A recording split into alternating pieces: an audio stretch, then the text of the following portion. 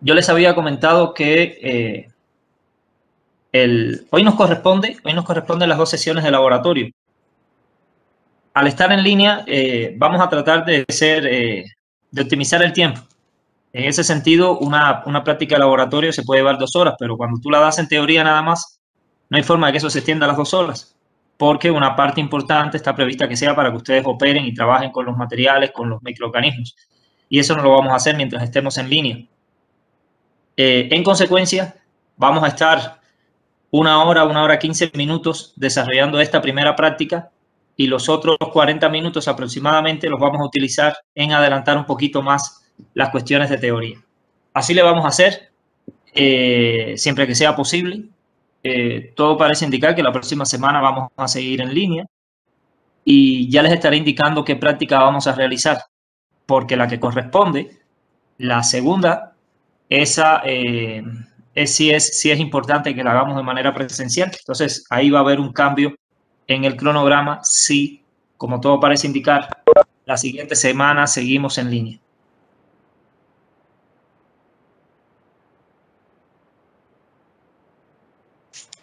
Esta primera sesión práctica, va a tratar sobre morfología macroscópica y microscópica de hongos. Es un primer acercamiento al manejo con los hongos.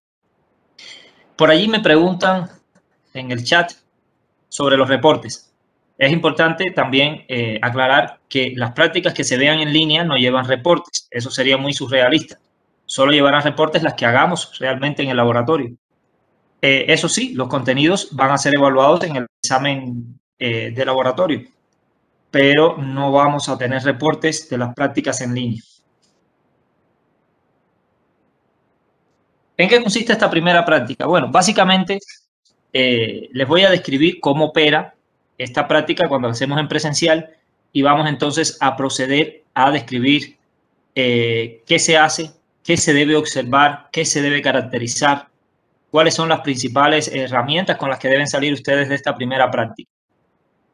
Como bien señala el título, esta es una práctica para hacer observaciones directas, observaciones a través del estereoscopio y también observaciones a través del microscopio. En esta primera práctica no hay manejo con las muestras en el sentido de prepararlas, no se prepara nada, ya todo se les entrega preparados y ustedes solamente observan y enfocan. La segunda práctica es así, lleva preparaciones, por eso para mí es tan importante que esa sí se haga presencial, porque van a observar en esa, pero además de observar van a preparar ustedes mismos las muestras. Aquí en esta se les dan ya preparadas. Es un acercamiento para que ustedes conozcan las características culturales y celulares de algunos de los principales géneros de importancia médica. De eso trata. A cada equipo, ya sabemos que vamos a trabajar 6 equipos, siempre lo hicimos así y este semestre va a ser así también. 6 equipos. Si la situación epidemiológica lo permite, los 6 equipos trabajarían el mismo día. Si las cosas se complican y nos dicen hay que dividir el grupo a la mitad, serían 3 equipos una semana, 3 equipos el otro. Ya eso quedaría pendiente. Pero sí serían 6 equipos a nivel grupal. A cada uno de esos 6 equipos se les entregan cultivos y laminillas preparadas para observar su estructura celular de levaduras y hongos filamentosos. Las levaduras que trabajamos son Cándida y Torula. Dos levaduras, 2 géneros de levaduras de importancia médica. Y entre los macromicetos, dentro de los hongos filamentosos, vamos a ver a Rhizopus como un representante de Zygomicota, tanto en cultivo como en laminillas. Vamos a ver Penicillium, Aspergillus, como 2 importantes representantes de los ascomicetos. Y también trabajaríamos con un champiñón, con un Agaricus, como un macromiceto representante de la división Basidiomycota. Y así ustedes pudieran ver y describir características culturales y microscópicas de cada uno de estos organismos. Vamos entonces a comenzar con las levaduras y ver un poco cómo se aprecian y cómo se desarrollan estos hongos unicelulares.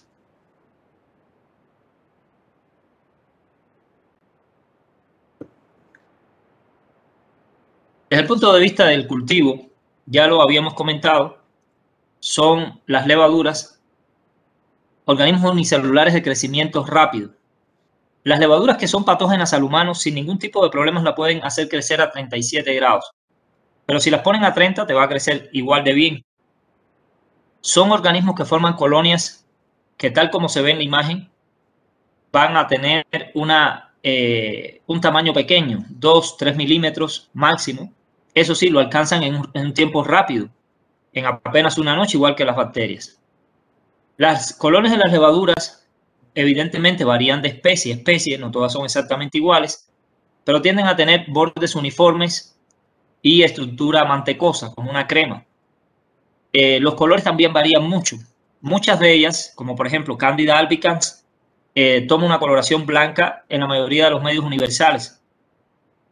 Sin embargo, esto no es una generalidad. Hay medios de cultivo, sobre todo los diferenciales, en los que Candida albicans puede tomar otros colores. Más adelante en el curso trabajaremos con el medio Candida acromagar y verán que allí Candida albicans crece formando colonias verdes, pero por lo general se dan colonias blancas, de ahí el nombre de albicans, es de blanco.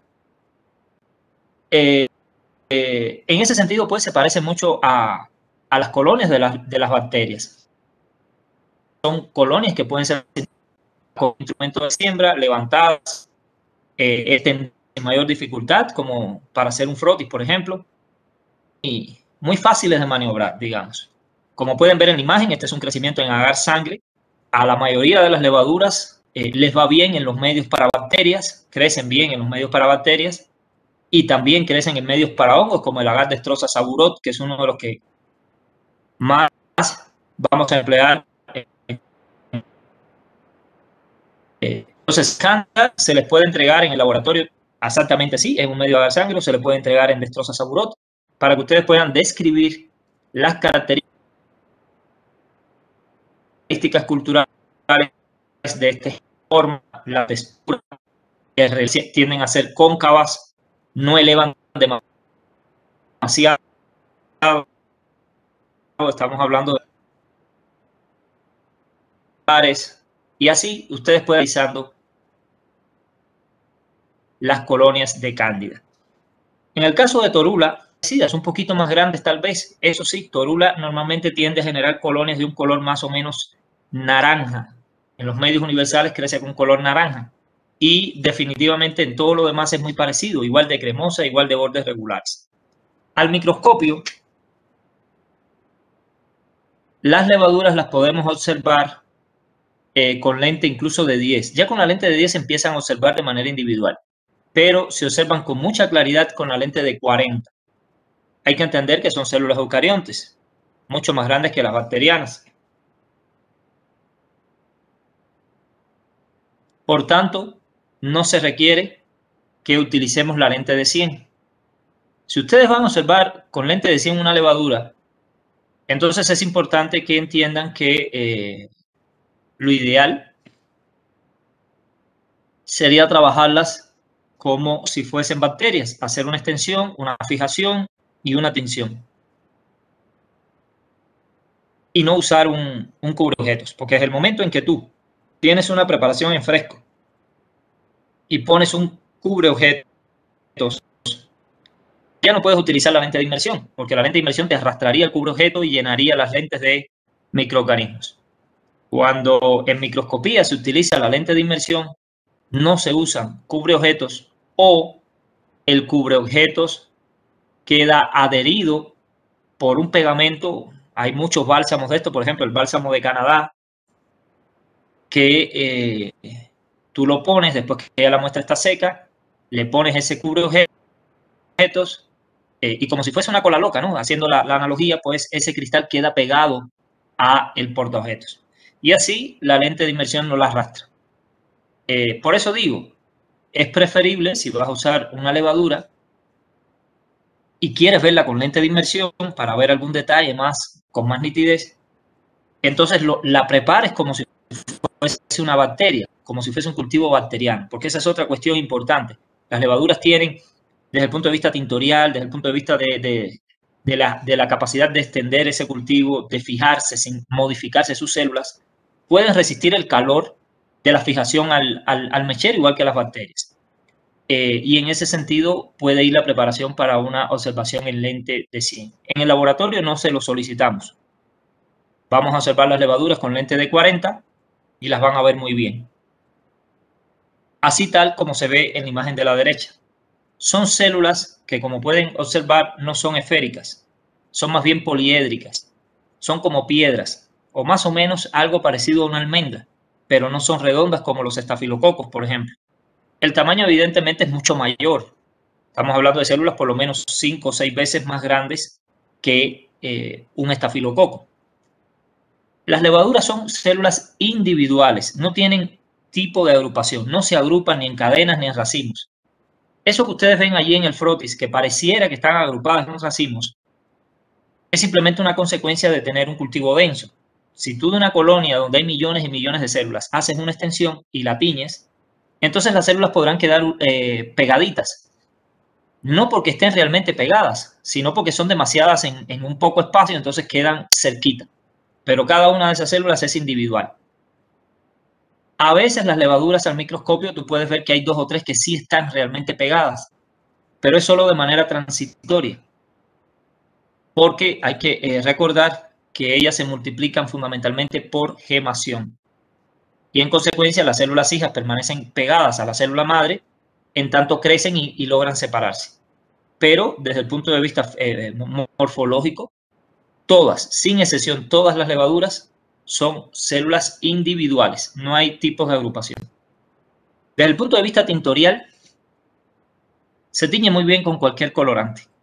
Si tú haces una tinción simple con azul de lactofenol, una tinción simple con cristal violeta, con azul de metileno, con safranina, las levaduras van a agarrar ese colorante ácido básico sin mayor problema y se van a teñir. Evidentemente se tiñen mejor con colorantes básicos, igual que las bacterias. Como hongos, al fin, la tinción que más se emplea para ellos es la tinción de lactofenol azul, que vamos a ver y estudiar en la práctica 2 de hongos. Y en ese caso toman una coloración azul muy tenue, como se ve en la imagen. Si por error o por intención también ustedes hicieran una tinción de gran a una colonia que creen que es un estafilococo, por ejemplo, porque son muy parecidas, y cuando hacen esa tinción de gran resulta que es una levadura, ¿de qué color se verán las levaduras? ¿Violetas como gran positivas o rojas como gran negativas?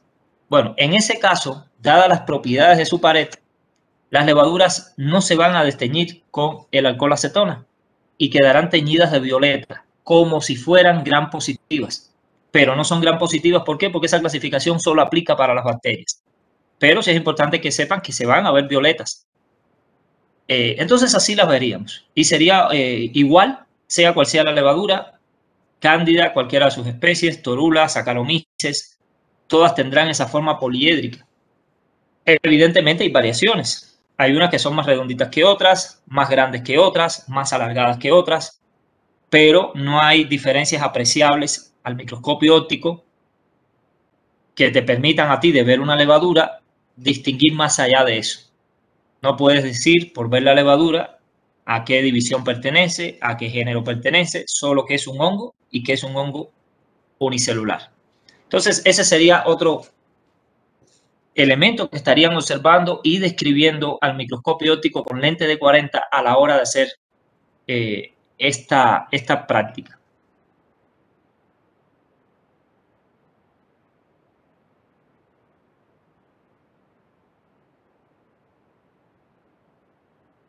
En cuanto a los hongos filamentosos, uno de los que vamos a estudiar en esta práctica y en las que le sigue, es decir, tengan la certeza de que lo van a trabajar y de que lo van a ver, es los hongos del género Rhizopus.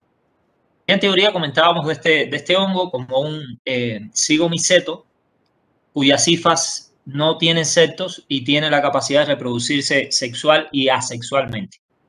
Rhizopus es un hongo exitoso, un hongo realmente exitoso en todos los ecosistemas donde habita, incluyendo nuestras casas. Por ello es el principal contaminante de ese bolillo que se te queda en una bolsa por una semana, del pastel, de la papaya madura. Rhizopus le va bien, simplemente ese es un organismo de éxito. Y es exitoso por la cantidad de esporas que produce, por lo resistente que es a los factores ambientales, por su enorme potencialidad metabólica, su enorme potencial biótico, que lo hacen sin duda un fuera de serie. Dentro del género Rhizopus ya habíamos comentado que está el moho negro del pan, Rhizopus stolonifer, y vamos a ver cómo se manifiestan desde el punto de vista cultural y desde el punto de vista celular los hongos del género Rhizopus. Aquí a la derecha podemos ver lo que es una placa en agar, un cultivo en agar de Rhizopus. Vean las características. Ahí queda claro que el Rhizopus es un hongo que crece tanto que en un cultivo de 3 o 4 días ya es imposible saber, al menos desde arriba, viendo el micelio aéreo, es imposible saber si allí hay 1, 2, 3 o 10 colonias, porque todas se pasan una por arriba de la otra y te llenan la placa completa de micelio. Si las cifras fueran un poco más gruesas, y de hecho son muy gruesas, tal vez hasta te levantaran la placa, porque literal, ellas crecen para arriba hasta que topan con la placa. Es decir, ocupan todo el espacio. Y eso lo hacen, insisto, en apenas 3 días. Tienen un crecimiento realmente muy fuerte, muy intenso. El micelio, como pueden ver, es algodonoso, y los colores van a variar según la edad del cultivo. Las colonias de Rhizopus inician siendo colonias blanquecinas casi siempre, de un blanco que parece una sábana recién lavada, ¿no? Totalmente blanquita. Pero a la medida en que el hongo va creciendo y van empezando a aparecer las esporas, el hongo va tomando una coloración cada vez más oscura. Y eso se debe a que las esporas que van madurando van acumulando melanina, un pigmento que también lo tenemos nosotros en la piel y que nos protege de las radiaciones. Esa es la función también que tiene el hongo. Veremos que la melanina luego es un factor de virulencia que protege no solo contra las radiaciones, sino también contra el daño oxidativo, como el que enfrentan los hongos cuando son fagocitados por células del sistema inmune innato. Y así le vamos a hacer. Células que inician blancas y luego se van poniendo cada vez más y más oscuras. Es un micelio grande. Si esa placa la viramos, y también es importante señalar que ese es uno de los objetivos de la práctica, que ustedes caractericen el micelio aéreo, pero también al micelio vegetativo, el que está por debajo, dentro del agar. Entonces así lo vamos a hacer. Viramos la placa. Esto lo podemos hacer al estereoscopio para poder observar mejor los detalles. El estereoscopio quizás sea un instrumento que, bueno, definitivamente yo no conozco a detalle que hayan hecho ustedes en toda su carrera, ¿no? Pero muy probablemente, no estoy seguro, pero muy probablemente el estereoscopio no lo hayan utilizado aún.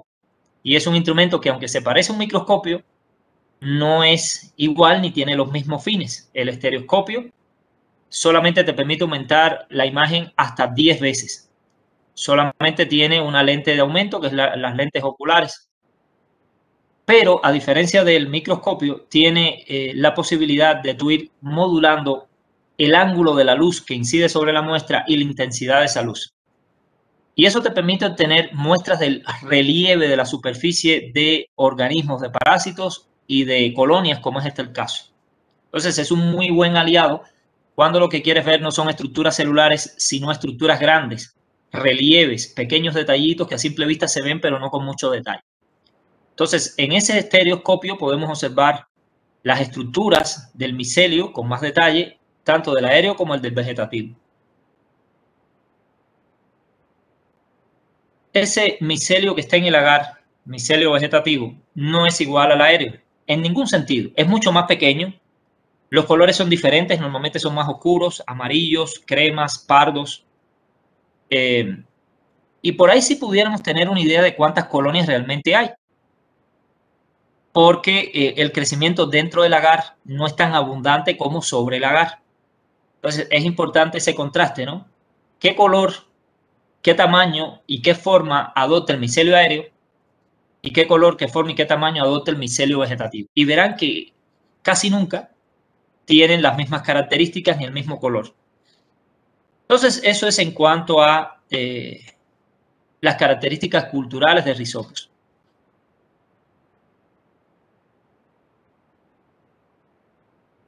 Desde el punto de vista microscópico, se les da una laminilla donde hay micelio de Rhizopus.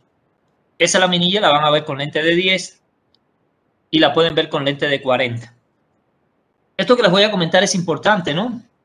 En este sentido, hay estructuras de los hongos que son muy grandes y se pueden apreciar claramente en toda su dimensión con la lente de 10. Y hay otras estructuras que son un poco más chicas y para poderlas apreciar bien debes utilizar la lente de 40. En ese sentido, no nos debemos casar con una sola lente. Si queremos describir y caracterizar todas las estructuras que están mostrándonos el hongo, entonces podemos utilizar ambas, hacer fotos de ambas, describir con ambos aumentos. Y a la hora de, digamos, reportar esto en el reporte de laboratorio, ustedes pueden, y de hecho deben, eso sería lo ideal, describir en una imagen con lente de 40 aquellas estructuras que se ven mejor en la lente de 40 y poner otra foto, otra imagen con la lente de 10 donde se vean las estructuras que mejor se ven con la lente de 10. Porque si te casas con una sola, puede haber una estructura que se vea extremadamente grande y solo veas una parte de ella, o se ve extremadamente chica y lo que describas no se corresponda con lo que muestra la imagen. Entonces, esa es una cuestión que deben considerar. Aquí pueden reportar distintos aumentos y no hay ningún tipo de problema, al contrario.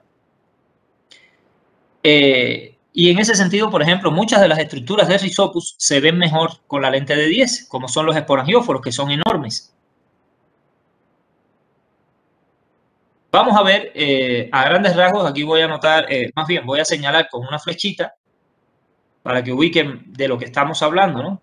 Lo primero que vamos a encontrarnos cuando observamos esta lente, disculpen, este hongo con lente de 10, es que las hifas son muy gruesas. Son unas hifas extremadamente gruesas que no tienen septos. Las hifas de Rhizopus nunca tienen septos. Y algunas de estas hifas se especializan en formar estructuras de reproducción. En sus extremos se van a formar estructuras especializadas en la producción de esporas asexuales. Aquí mostramos uno de estos, ¿no? Es decir, esto que mostramos aquí es un esporangióforo, una hifa especializada en cuyo extremo encontramos una estructura más o menos parecida a un globito, a la cabeza de un alfiler, y sobre la cual comienzan a producirse las esporas asexuales. Ahí en la flecha vemos ese esporangióforo en sus inicios de su formación. Ya cuando ese esporangióforo crece y madura, entonces se ve así, como está aquí a la izquierda, mucho más grande, como un globo creciendo sobre esa cabeza de alfiler, digamos, y en su interior vamos a encontrar las esporas que se llaman esporangiosporas. Entonces así quedaría. La hifa que da origen a estas esporas se le llama esporangióforo. El globo enorme que contiene a las esporas se le llama esporangio. Las esporas que están en el interior del esporangio se les llaman esporangiosporas. Y la estructura terminal del esporangióforo que queda dentro del esporangio y da origen realmente a las esporas por un proceso de mitosis se le llama columela. Entonces, de la columela, que siempre va a estar dentro del globo, que es el esporangio, se forman las esporangiosporas. Esa es la forma más común de división asexual del género Rhizopus, la formación de esporangiosporas. Ya sabemos, porque lo vimos en la teoría, que estos hongos también tienen la capacidad de dividirse de forma sexual mediante cigosporas. Tendrían que darse, ¿cómo decirles?, por afortunados, si al hacer la preparación de Rhizopus en el laboratorio, ustedes lograran ver una cigospora, porque lo hace muy pocas veces. Casi todo el tiempo estos hongos se multiplican de forma asexual por esporangiosporas. Entonces les puedo decir que de los muchos años que vamos haciendo estas prácticas, jamás ha salido una esporangiospora. Pero en algún momento saldrá, ¿no? Porque tampoco es que nunca lo haga. Lo inundados. Cada uno de los campos que observen es de estas estructuras que son los esporangióforos, porque eso sí forman miles y miles cada uno de esos micelios que vamos a tener creciendo en las placas. Entonces, así se observa. ¿Cuáles son las características que debemos distinguir? Hifas cenocíticas, cincestos, esporangióforos. Eventualmente algunos de esos esporangios se rompen y las esporangiosporas están libres inundando todo el campo. Y también eventualmente nos podemos encontrar rizoides, que son esas estructuras tipo raíces que se van a encontrar justamente en el nacimiento de los esporangióforos.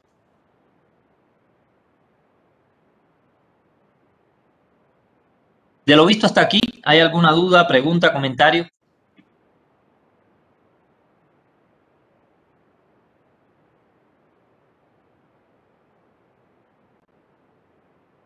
Muy bien. Vamos entonces a ver a los otros. Bueno, primero, antes de pasar con los otros, aquí algunos esquemas de estas características estructurales de Zygomicota, como es el caso de Rhizopus. Vean en la derecha lo que es la estructura, ¿no? La hifa vegetativa, el estolón, que es la zona de donde sale ese esporangióforo, el esporangióforo, las esporangiosporas y por supuesto los rizoides que ahí están señalados con el número 1. Esas son estructuras que normalmente vemos bien con la lente de 10 y con más razón con la lente de 40 en todas las muestras. Eso les va a salir a todos el día que lo trabajemos en el laboratorio. En la imagen de la izquierda vamos a ver distintos géneros de Zygomicota diferentes a Rhizopus, como es el caso de Axidia, de Mucor. Los esporangios de Mucor son similares a los de Rhizopus. Lo que cambia es la ubicación de los rizoides, que no están justamente debajo de los esporangióforos, como si pasa con Rhizopus. En el caso de Axidia, que es otro género importante en la medicina porque también causa mucormicosis, vean cómo es una verdadera espira, ¿no? Es decir, de una misma área, de un mismo estolón, van a salir distintos conidióforos en varias direcciones. Y bueno, en C lo que tenemos es algo que ya comentamos en la teoría, pero que, insisto, en la práctica es muy difícil de ver, que es la formación del cigosporangio, una estructura de reproducción sexual que se origina cuando se fusionan por anastomosis hifas que tengan match opuestos, más positivo y más negativo. Eso es una estructura que realmente muy singular, muy propia de esta división, pero que pocas veces acuden a ella los hongos zigomicetos.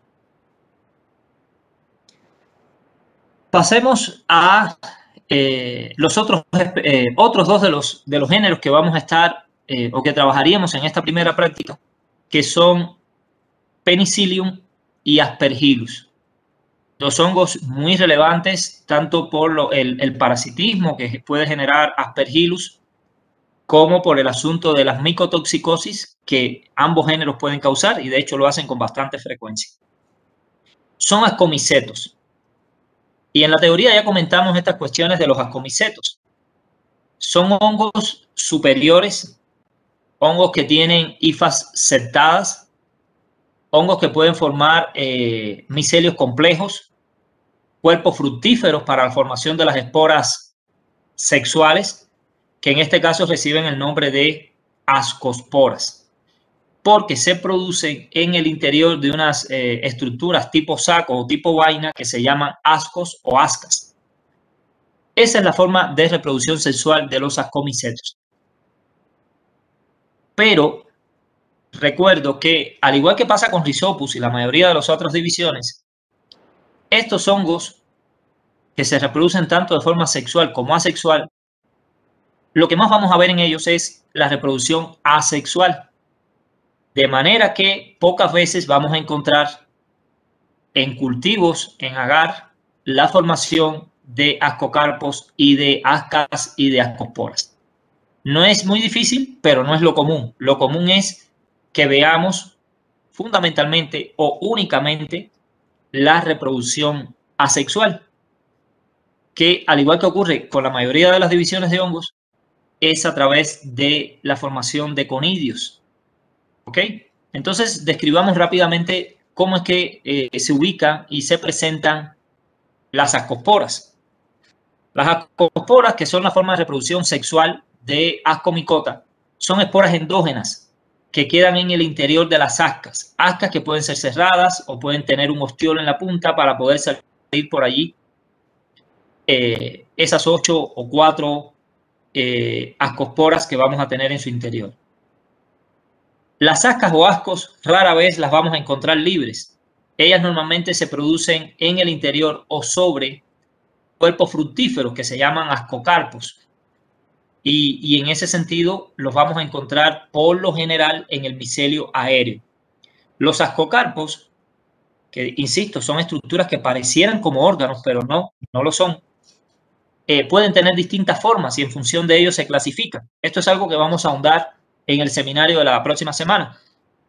Si tienen forma de una copa, como es el caso de la imagen de la izquierda, vamos a encontrar que le vamos a llamar apotecio.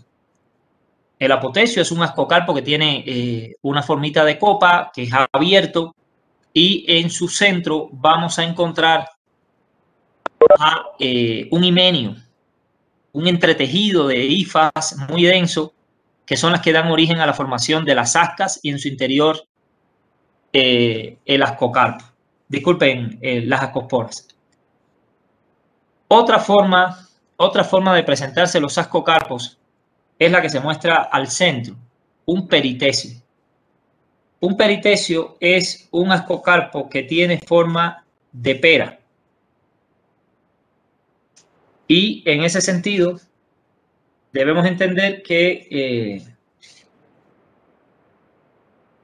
las ascosporas quedan muy protegidas del ambiente, de los factores tóxicos, de los insectos, porque pueden ver ahí en el peritecio que solamente está abierto en la punta. En ese agujero que le llamamos ostiolo, y ese ostiolo tiene vellosidades que se pueden apreciar ahí en la figura que dificultan justamente la entrada de parásitos que se puedan comer las ascas y las ascosporas. Bueno, por aquí hay alguien que está hasta soltando lágrimas. Déjame ver qué sucede por ahí por el chat.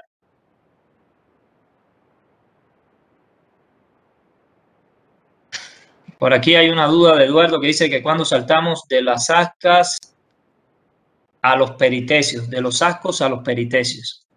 Bueno, pues vamos a repetir ese salto para que no te pierdas. Y es sencillo, ¿no? No es algo complicado.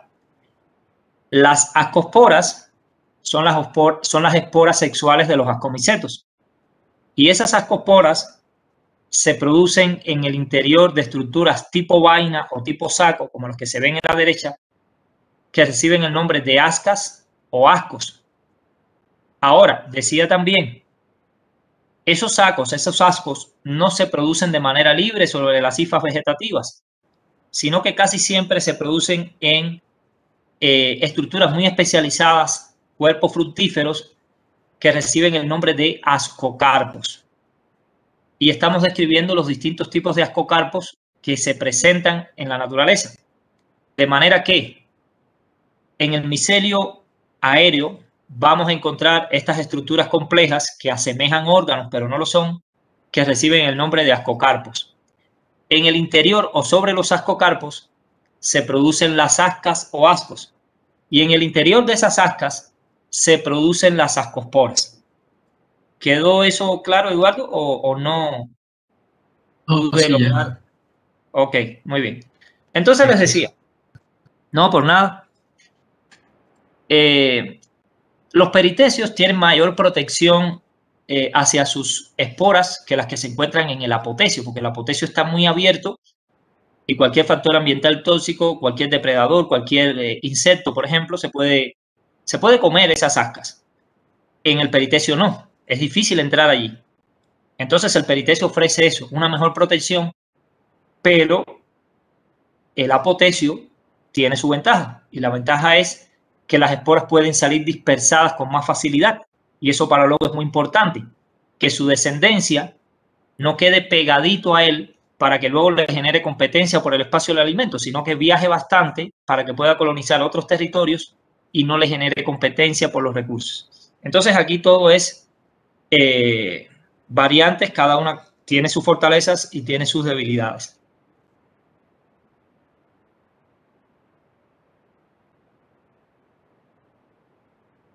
El cleistotecio es la otra forma común, que por cierto hay varios tipos de cleistotecio, pero no vamos a entrar en detalle ahora. El cleistotecio es totalmente cerrado, es como una calabaza, totalmente cerrado, y digamos que las ascas son como las semillitas que están en el interior de la calabaza. Quedan evidentemente muy protegidas, ahí no hay agujeros. Esas esporas solamente podrán salir de allí cuando el cleistotecio se rompa. Y evidentemente pues es donde más protección hay, pero también es donde más trabajo cuesta que las esporas puedan salir, y el proceso de viajar, de diseminarse, se complica, porque muchas veces cuando el cleistotecio se rompe, las esporas quedan ahí mismo, entonces no pueden viajar tanto y terminan germinando cerca del hongo padre o hongo madre, como quieran llamarle, y se va a generar una competencia intensa por los recursos y el espacio. Entonces cada una tiene sus pros y sus contras. Ahora, insisto, estas estructuras difícilmente las veremos en el laboratorio. A lo mejor hay algún equipo que tiene suerte, es decir, hemos tenido a lo largo de estos años observaciones muy interesantes en algunos equipos, pero la norma no es que las podamos ver, porque la mayoría no genera estas estructuras con bastante frecuencia. Y lo que más vamos a ver, como les comenté hace un rato, son conidios, distintos tipos de conidios que sí producen al por mayor. Pasemos entonces en concreto a los hongos que sí vamos a estar viendo aquí de Ascomycota, y las estructuras que sí vamos a ver al seguro en las muestras al microscopio y en los cultivos. Aspergillus es uno de los hongos más importantes de esta división. Es un hongo que es común, es un hongo también muy competitivo, muy exitoso, igual que Rhizopus. Lo vamos a encontrar en cualquier parte, en pastos, en granos, en alimentos de todo tipo. Desde el punto de vista cultural, las colonias de Aspergillus no son tan enormes como la de Rhizopus. Ahí las podemos ver en la imagen que se señala en la flecha. Son colonias de bordes con relieve, es decir, no son bordes lisos, pero tampoco son extremadamente irregulares. Son colonias algodonosas, como casi todos estos hongos filamentosos. Se elevan bastante, aunque no tanto como Rhizopus. Rara vez alcanzan la tapa de la placa, pero sí se elevan varios milímetros sobre el agar. Y como pueden apreciar, también muchos de ellos son de pliegues, es decir, son cerebriformes y de distintos colores según la posición del micelio dentro de la colonia. Al centro de la colonia vamos a ver, tipo de 3 o 4 días, los colores más oscuros. Al centro, más bien en la parte intermedia de la colonia, vamos a ver un micelio que puede variar de una especie a otra, pero en la mayoría de los casos toma tonalidades entre el gris y el verde. Y finalmente la periferia, como se puede apreciar, vemos un área de un micelio muy claro, en muchos hongos totalmente blanco. ¿A qué se debe, pues, estas diferencias de tonalidad de micelio aéreo? A lo mismo que pasaba con Rhizopus. Las hifas que están al centro son las más viejas. Son hifas que muchas veces ya están necrosadas y además llenas de esporas, en este caso de conidios. Y esos conidios igualmente también sufren un proceso de melaninización en la medida en que envejecen. Y de ahí que mientras más viejo sea el micelio, más oscuro se ve. Por ello, la periferia es blanca, porque son las hifas jóvenes, hifas que aún no forman estructuras de reproducción, que no tienen esporas y por tanto no tienen color, no tienen esa tonalidad oscura. En el caso del micelio vegetativo, el que se produce al interior del agar, vamos a ver que es más chico. Los bordes son perfectamente regulares, y los colores son más oscuros, pardos, amarillos, algunos incluso rojos. Pero si hay un contraste fuerte entre los colores del micelio aéreo y los colores del micelio vegetativo en los aspergillus. Entonces, así a grandes rasgos se ven las colonias de este género. No significa que todos los hongos que tengan esas características sean del género Aspergillus, pero considerando lo prevalente que son, lo común que son las especies de este género, cuando vean una colonia de ese tipo, es muy probable, aunque no seguro, sí es muy probable que se trate de un Aspergillus. Bien, bueno, esto que vemos aquí es una trufa. Aquí es otra forma, ¿no? Más bien, disculpen, es una especie de estructura de reproducción asexual en la cual se van a producir algunos de estos conidióforos. En su momento hablaremos de ello. Ahora, al microscopio, ¿cómo se van a ver? Al microscopio se van a ver como estas dos imágenes que están al centro, tanto la que se ve de un color verde como la que se ve de un color azul. Eso es lo que estaríamos viendo al microscopio cuando observáramos, por ejemplo, con lente de 40. ¿Qué tiene esto de distintivo? ¿Qué tiene de distintivo el micelio de Aspergillus? Lo primero es, las hifas sí tienen septos.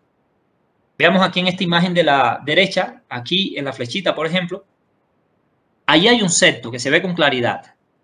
Y si ustedes observan con detalle, podrán ver muchos otros septos, como este otro que está acá.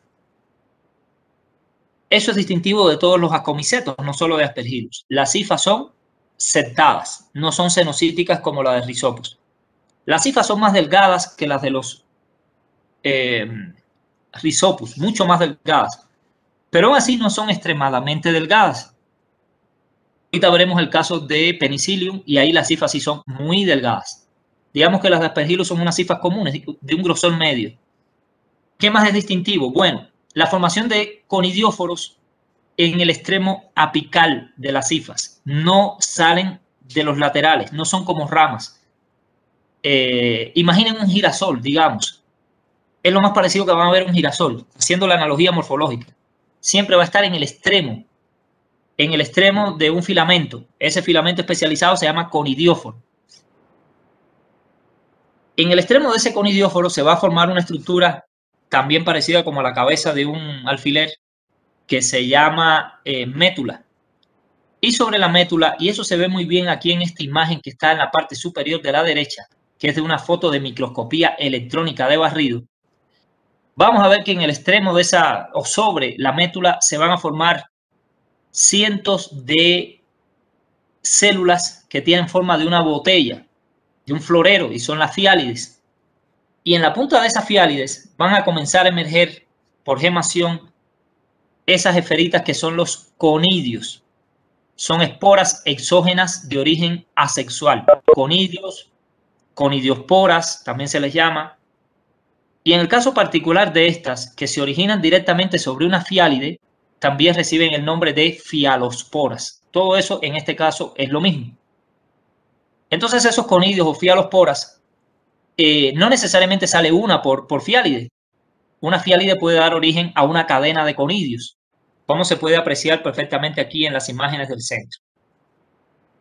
Esas cabezas conidiales, esos conidióforos tan grandes y ubicados siempre en el extremo apical de las hifas, es distintivo, muy distintivo del género Aspergillus. Prácticamente dentro de los que encontramos teniendo interacción estrecha con el humano, es el único género que se ve así. En la naturaleza hay otros, pero no tan prevalentes y tan cercanos al humano como Aspergillus. Esas son las características que en el laboratorio vamos a distinguir, vamos a apreciar del género Aspergillus. Hifas septadas, conidióforos terminales, enormes, que se disponen generando fialosporas. Básicamente esas serían las características a distinguir aquí. ¿Qué pasa con las ascosporas? Bueno, las ascosporas casi nunca las producen y de hecho hay algunas especies del género Aspergillus para las cuales nunca se les ha visto ese estadio sexual, nunca se ha podido observar su fase sexual, nunca se han podido observar sus ascosporas. La relevancia del género Aspergillus, les decía, es dual en la medicina. varias especies de Aspergillus pueden causar una neumonía que se llama aspergilosis. Es un caso grave, una enfermedad muy grave. Y muchísimos más son capaces de producir micotoxicosis al producir micotoxinas, muchas de ellas del tipo aflatoxinas, sobre granos como el cacahuate, el pistache, el maíz. Y el ser humano, cuando las ingiere, aun cuando las cocines, esas micotoxinas son muy estables, pueden generarte una intoxicación grave que te puede llevar incluso a la muerte. Y también los hay, varios de ellos, que tienen la capacidad de ser altamente alérgenos y producir alergias en muchos individuos, sobre todo en estas épocas de primavera. Ya cuando empieza el invierno a ceder y empiezan a generar la aparición de flores, la polinización. Y en unión a esto, pues también ahí donde aparecen los primeros frutos, comienzan los hongos a crecer cuando llega la lluvia más y se producen todas esas esporas que viajan fácilmente con el viento. Entonces, su justificación en la medicina es más que amplia. Son parásitos, generan infecciones, son alérgenos y además causan micotoxicosis. ¿Alguna duda de los Aspergillus antes de continuar? ¿No? Pasemos con Penicillium. Les decía que este es otro ascomiceto importante que vamos a trabajar en el laboratorio. Penicillium es un ascomiceto también y es importante señalarlo para que esto quede claro desde el inicio. Creo que se los comenté en la teoría, se los vuelvo a precisar aquí. Ya no existe en este momento ninguna especie del género Penicillium que sea infecciosa al ser humano. La que existía, Penicillium marnefei, que causaba una neumonía que se llamaba peniciniliosis y era grave también, o más bien es grave. Un reordenamiento de esta especie, una reclasificación motivada por los avances en el estudio del genoma de esta especie, nos hicieron entender que Penicillium marnefei en realidad no era un penicillium, sino que correspondía a otro género más o menos parecido, pero diferente, que es Thalaromyces. Entonces, el hongo existe, la enfermedad existe, pero ya no es un penicillium, ahora es Thalaromyces marnefei. Y ese era el único hongo penicillium que estaba asociado a infecciones en los humanos. Entonces, ¿por qué hablamos de penicilio en un curso de medicina si ya no hay agentes infecciosos en este género? Pues porque Penicillium sigue siendo uno de los géneros más importantes en cuanto a las micotoxicosis. Es uno de los hongos que más infecta frutos, de esos que son jugosos, dígase peras, manzanas, ¿cuál me queda por aquí de esa naturaleza? Peras, manzanas, duraznos, que muchas veces comemos, vemos que tienen unas manchitas y decimos, pues no pasa nada. Y muchas veces, pongo que ahí creció y que a veces ya ni siquiera está, pero te dejó la micotoxina, te puede generar una enfermedad grave. Y en ese sentido, Penicillium produce muchas micotoxinas, entre ellas la patulina, que estudiaremos más adelante en el curso. Por ello es importante estudiarlos en la medicina. Desde el punto de vista cultural, desde el punto de vista del crecimiento del micelio, Penicillium es un hongo que crece algo parecido a Aspergillus. Sus colonias no son extremadamente grandes, tienden a generar un micelio también más o menos de color verde en la mayoría de las especies, y en ese sentido se asemeja un poquito a los Aspergillus. Desde el punto de vista microscópico, igualmente van a ser hifas sentadas, porque a fin de cuentas es un ascomiceto. No esperen ver en Penicillium una ascospora, ellos prácticamente eso no acuden ahí. Lo que sí vamos a ver, y es lo que los distingue, son los conidios, los conidióforos distintivos de Penicillium. Como se puede ver en esta imagen, lo que hace muy fácilmente distinguible a los hongos del género Penicillium son esos conidióforos que tienen muchas veces bifurcaciones, fragmentaciones, antes de llegar al punto donde se generan las fiálides. Y las cadenas de conidios sobre las fiálides suelen ser extremadamente largas. Hablamos entonces de un conidióforo monoverticilado cuando el conidióforo directamente, el conidióforo que emerge de la hifa vegetativa directamente produce las fiálides en su extremo, y sobre el extremo de las fiálides vamos a ver largas cadenas de conidios. Hablamos de un conidióforo biverticilado cuando de la hifa vegetativa vemos que sale el conidióforo, luego ese conidióforo sufre fragmentaciones o bifurcaciones y de cada una de esas ramas entonces emergen las fiálides largas con los conidios en sus extremos. E incluso podemos observar conidióforos terverticilados. Estos tienen dos bifurcaciones. Entonces vean aquí cómo hay septos, ¿ok? Septos típicos de los ascomicetos. Aquí está la primera ramificación y ya más arriba vemos la segunda ramificación, y en el extremo de cada una de esas ramas vamos a ver las fiálides, y en los extremos de las fiálides entonces emergerán las cadenas de conidios. En la literatura, este conidióforo tan singular dicen que se asemeja a un pincel, a una brocha, a un escobillón. Pero ustedes como estudiantes de medicina muchas veces me dicen que lo que les asemeja a esto son los huesos de una mano, que son muchísimos también. Lo cierto es que más allá de la figura o la estructura con la que tú lo quieras comparar, este es un conidióforo extremadamente raro. Y en términos prácticos, cuando tú veas eso de una muestra que crece en un grano, que crece en un pasto, casi al seguro se trata de una especie del género Penicillium. Es lo que los distingue, lo que los hace diferentes al resto de los ascomicetos. ¿Con qué frecuencia se ven estas estructuras? Bueno, se batalla un poco. Se batalla un poco porque, por lo general, cuando ves al microscopio estas muestras, lo que aprecias es mucho micelio con unas hifas muy delgaditas y halinas, es decir, transparentes, y las esporas están sueltas, porque queda claro que de esas cadenas se pueden separar muy fácil. Pero te cuesta trabajo ver de dónde salen esas esporas. Pero cuando le mueves y le mueves a los campos bajo el microscopio, tarde o temprano aparecen estas estructuras, que por cierto, se ven bastante chiquitas también.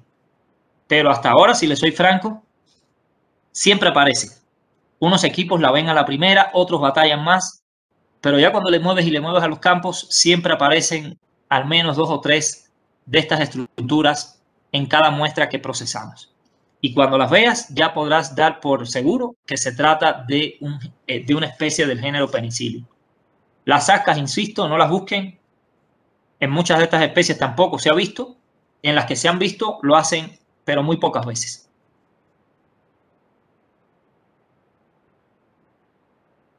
Y bueno, pues pasamos con los basidiomicetos.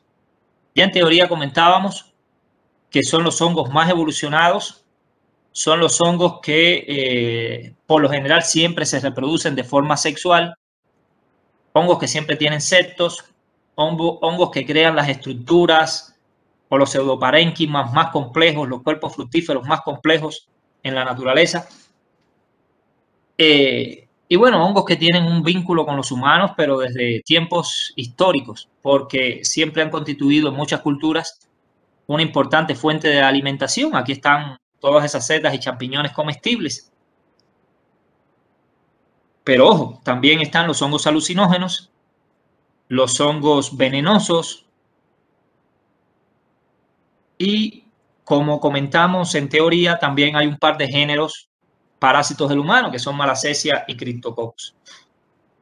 Entonces, de manera general, en la práctica lo que se les da a ustedes es un hongo del género Agaricus, es decir, un champiñón, para que ustedes puedan observar las características de la seta, que básicamente es el basidiocarpo, el cuerpo fructífero que se genera en el micelio aéreo. Lo pueden observar bien al estéreo, cómo está constituido el pilio, el estípite, el limenio. Y ya luego, en un corte del limenio, puedan observar con lentes de 10 o de 40 la forma en que está constituido ese himenio. Ya de esto comentábamos algo en teoría, y es importante señalar que aquí el elemento a seguir son estas pequeñas células que están aquí y que se llaman basidios. Los basidios están creciendo sobre ese entramado, sobre ese pseudoparénquima, y son células que tienen la capacidad de reproducir, de generar esporas por meiosis. En los basidios, por primera vez se restablece el número haploide, porque finalmente esos dos núcleos del heterocarionte que constituyen la base de las células que están en la Z, se fusionan. Solamente en el basidio se fusionan los núcleos y tiene lugar la meiosis. Y el resultado es que en el extremo del basidio, finalmente se producen las basidiosporas que quedan colgando sobre el basidio. Esto es importante, ¿eh? Las basidiosporas son esporas de origen sexual. ¿Ok? La fusión de los hongos diferentes, eso ocurre en el micelio vegetativo y lo explicamos en teoría, en un proceso muy inicial. Y ahí es donde se origina el heterocarionte. Y la meiosis finalmente de esos dos núcleos que estuvieron juntos pero no mezclados tiene lugar aquí en el basidio y ahí aparece la meiosis y se originan las basidiosporas. Las basidiosporas, por tanto, son esporas de origen sexual, pero son exógenas, quedan hacia afuera, quedan colgando del basidio.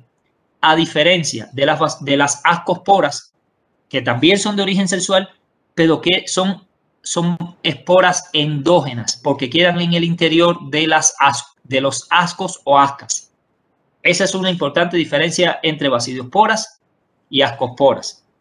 Las dos son sexuales, pero unas quedan hacia afuera, son exógenas, basidiosporas, y otras quedan dentro de la célula que le da origen del asco. ¿Qué más vamos a ver en el himenio? Pues estas células que durante décadas han sido motivo de controversia en cuanto a sus funciones, porque por mucho que le buscaban las funciones a los cistidios, vean que son células enormes, más largas que los basidios, nunca se la encontraron. Entonces, todo parece indicar que los cistidios están allí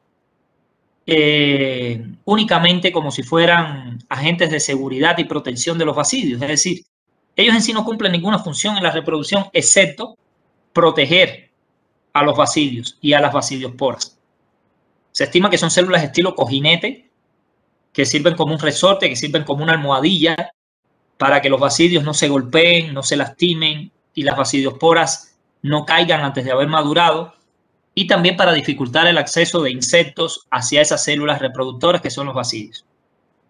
Todo parece indicar, y es lo que indican todas las evidencias, que esas son las únicas funciones que establecen los cistidios dentro de ese himenio. Entonces ahí, insisto, ustedes observan las estructuras de la Z al estéreo y un corte transversal de lo que sería un himenio, esa zona de laminillas que se encuentra bajo el sombrerillo, bajo el pilio, para que puedan distinguir basidios y basidiosporas.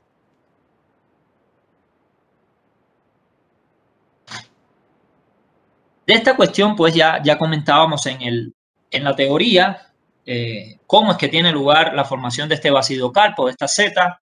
Todo inicia en el sustrato, al interior del sustrato, cuando dos hifas de más diferentes se fusionan, y aquí lo vemos, una anastomosis que lleva a la fusión de las dos hifas, una somatogamia, una anastomosis, pero como pueden ver, los núcleos no se fusionan. Esa somatogamia no va seguida de una cariogamia. Los núcleos quedan independientes y entonces se establece un estado diploide, pero los núcleos están separados. Es lo que se conoce como heterocarionte. Y ese heterocarionte o micelio secundario es el que va a ir creciendo hasta llegar a un punto, emerge para crear este cuerpo fructífero que se llama basidiocarpo. Y eso es esencialmente una Z. La Z es, por tanto, solo una parte del micelio aéreo. Y aquí están las estructuras, ¿no? El estípite o pie, el sombrerillo o pilio y el himenio, que es la parte de abajo, la de las laminillas, donde tiene lugar la reproducción sexual. En toda esa área, las células son heterocariontes. Son de dos núcleos, son diploides, pero los núcleos están separados. Los núcleos solamente se fusionan aquí, en el proceso de formación de basidios, que es un proceso donde, como pueden ver, se origina una fíbula. Esa fíbula, pues ahí en la parte inferior derecha vemos el proceso animado. Ahora está detenido por la flecha. Ahorita cuando la quite vean cómo se va a originar esto para garantizar que cada una de las estructuras se lleven dos núcleos idénticos. Entonces aquí aquí tiene lugar la fusión de los dos núcleos. Solamente allí realmente se convierte en una célula mononucleada diploide. Y luego entra en meiosis, y ya sabemos que en la meiosis se restablece el número haploide, se reduce a la mitad del número de cromosomas y se obtienen 4 núcleos haploides.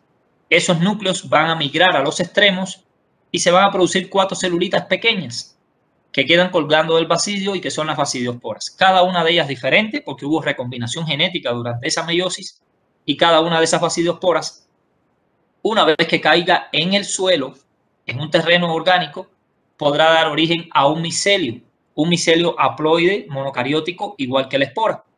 Y así va a crecer. Eso es lo que se conoce como micelio primario. Hasta tanto se encuentre con otras de machos opuestos, se fusionen y se vuelva a generar otro heterocarionte para que el ciclo se vuelva a repetir. Entonces, voy a quitar la flechita y vean a grandes rasgos cómo tiene lugar ese proceso de formación de la fíbula para que cada una de las células descendientes tenga una, ¿cómo decirles? Un núcleo, pero un núcleo de cada tipo. Y no vaya a ocurrir que quede con 2 núcleos iguales, porque eso entonces ya no garantizaría, ¿no? Una recombinación entre organismos diferentes. Bueno, hasta aquí, ¿algún comentario, pregunta? Profe, supongo que estas diapos del lab también nos las va a mandar, ¿verdad? No, sí, de hecho, disculpen que no la tengan. Por supuesto que sí. Todas las presentaciones las van a tener. A ver si entre... Bueno, ya mañana espero ya enviarles esta, y voy a aprovechar también para enviarles todas las presentaciones de laboratorio del primer parcial, ya para que las tengan. Bueno, aquí algo hice. Déjame regresarme. Vamos entonces ya a concluir esta parte para irnos a un receso, señalando pues qué es lo que deben evaluar o qué es lo que se evalúa al observar las características de las colonias de cada uno de estos organismos, dígase una levadura cándida, torula, Aspergillus, Rhizopus, Penicillium y el basidiocarpo del champiñón. En el caso de las colonias, siempre se debe considerar como un criterio a describir la forma de la colonia, si es circular, filamentosa, rizoidal, la elevación, si es plana y extendida, si es umbicada, etc. Los bordes. Rara vez van a encontrar un borde liso entero, salvo en las levaduras. Los hongos filamentosos normalmente lo tienen ondulados o lobulados. La superficie también es algo a describir y que ayuda a ubicar al hongo, sectorizada, cerebriforme, con surcos radiales, como vimos en el caso de Aspergillus. Los pigmentos. ¿De qué color son las colonias? ¿De qué color es el pigmento del micelio anverso, es decir, del aéreo o del reverso o vegetativo? Esas cuestiones también se describen y ayudan en la identificación del hongo. Y cuando esto se hace presencial, pues forma parte del reporte. En este caso ya no lo tendrían que hacer porque no tendrían las colonias en sus manos. Entonces, a grandes rasgos de eso trata esta primera práctica. Bien, entonces, antes de concluir, vamos a puntualizar estas preguntas para que queden claras algunas de las cuestiones fundamentales que ustedes deben dominar cuando se aborde este primer tema. Vamos entonces a responderlas, y ya si hay alguna cuestión que no quedó clara, pues podemos aclararlas, profundizarlas en este punto. La primera pregunta señala: ¿qué características distinguen al micelio de Rhizopus? ¿Quién me dice cuáles son las características que resaltan cuando observamos al microscopio un micelio de una especie del género Rhizopus? ¿Cómo son sus cifras? ¿Qué estructuras podemos apreciar allí?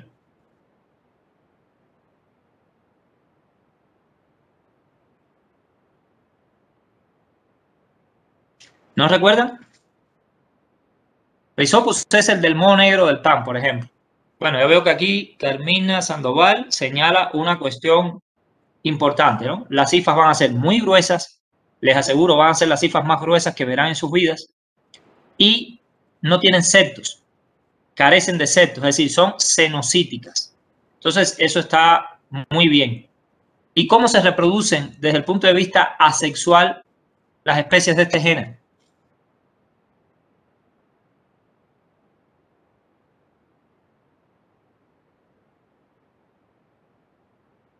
¿Qué es lo que más vamos a ver en cuanto a reproducción en el micelio de Rhizopus?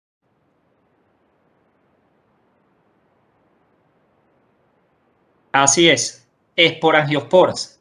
Su reproducción va a ser por esporangiosporas. Bueno, esto me lo señala Jimena Tafoya.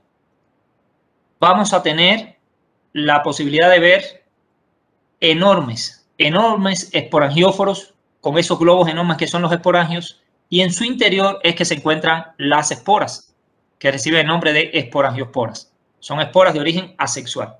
Entonces, a grandes rasgos, ahí están las principales características del micelio de Rhizopus.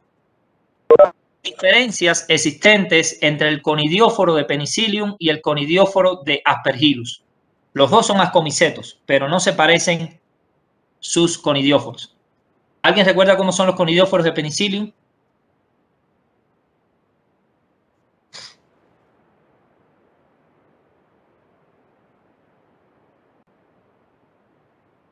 ¿Qué tenían de distintivo Penicillium en sus conidióforos?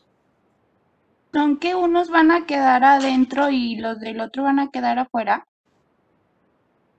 Adentro, no necesariamente. En este caso, los dos producen conidios, y los conidios, al menos los de estos dos, quedan perfectamente hacia afuera. Eso es lo que distingue a un conidio. No queda adentro como una esporangiospora. Aquí por aquí dicen que el de Aspergillus se ensanchan de la ápice.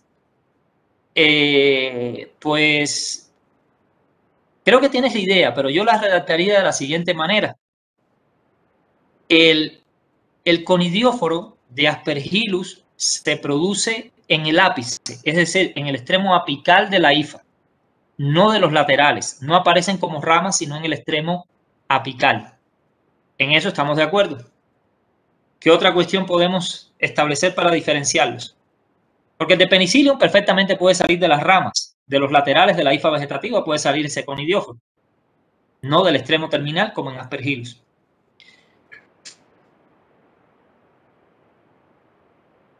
Bueno, aquí lo otro muy distintivo es que el de Penicillium sufre bifurcaciones, sufre ramificaciones, y las cadenas de conidios sobre las fiálides son extremadamente largas, y es lo que les da esa forma de pincel, esa forma de escobillón o de brocha, o también de huesos de mano, que es distintivo y que no lo vamos a encontrar en Aspergillus.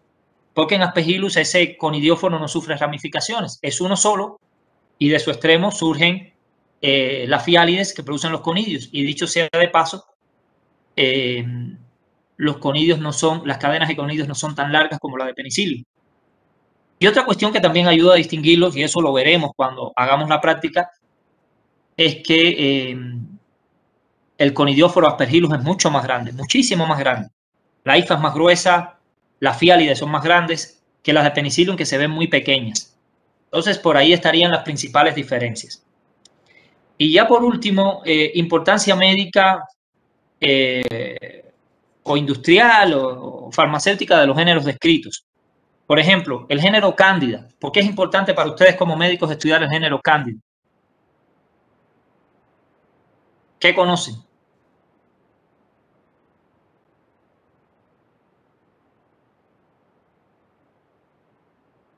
El género Cándida destaca en la medicina por ser el principal hongo oportunista de la especie humana. Ahí lo vamos a tener generando lesiones en boca, lesiones en uretra, en vagina, en órganos genitales, y en pacientes SIDA puede generar neumonías o micosis sistémicas. Es uno de los hongos más importantes dentro de la medicina. En el caso de Rhizopus, ¿cuál es su relevancia médica? ¿Qué causa Rhizopus en los humanos?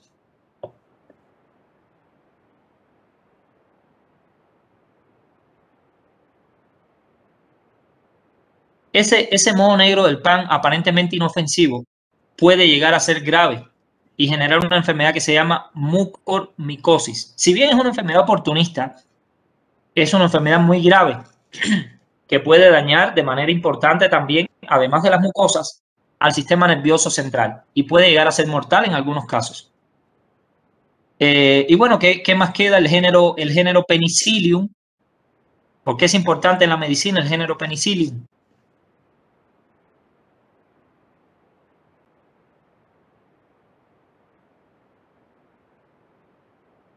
Estos sin dudas van a ser elementos que vamos a ver con calma más adelante en el curso. No crean que nos vamos a quedar aquí. Así es, deja ver quién me responde esto para felicitarla. Janet Reyes, muy bien. Porque producen micotoxinas. Entonces son de los principales causantes de micotoxicosis. El género Aspergillus, ¿cuál es su importancia?